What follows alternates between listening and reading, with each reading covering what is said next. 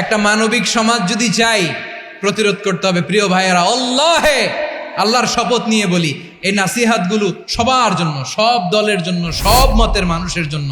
আমরা কোনো দলের প্রতি মানুষকে ডাকি না, আমরা ডাকি ইসলামের দিকে। সব দলের, সব মতের, সব মানুষদেরকে আমরা আহ্বান জানাই, আসুন আমরা একটা সুন্দর সমাজ বিনির্মাণ করি।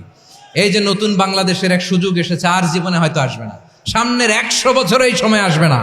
আসুন দেশটাকে আমরা সাজাই, আসুন আমরা দুর্নীতি বন্ধ করি, আসুন আমরা চাঁদাবাজি বন্ধ করি, আসুন আমরা দখলদারিত্ব বন্ধ করি, আসুন আমরা এক দল আরেক দলকে নিশ্চিহ্ন করার যে রাজনীতি, এটা বন্ধ করি। সব দলের প্রতি আমার আহ্বান, চাঁদাবাজদের সাথে আপনারা নিজেদেরকে মুক্ত ঘোষণা করবেন যে এরা আমার দলের কর্মী হতে পারে না। আমরা চাঁদাবাজ মুক্ত বাংলাদেশ চাই, জুলুম মুক্ত বাংলাদেশ চাই, ফ্যাসিজম মুক্ত বাংলাদেশ চাই, গুণ খুন খারাপি মুক্ত বাংলাদেশ চাই। আমরা নতুন ভোরের বাংলাদেশ চাই। ওই বাংলাদেশ পাওয়ার জন্য মুনকার প্রতিরোধে, অন্যায় প্রতিরোধে যদি বাঘের বাচ্চার মতো, আবু সাইদের মতো 2 হাত উঁচু করে, বুককে টান টান করে প্রসারিত করে দাঁড়াতে হয়, রাজি আছো মুসলমান? কারা কারা রাজি? আল্লাহকে হাত দেখিয়ে প্রতিজ্ঞা করো।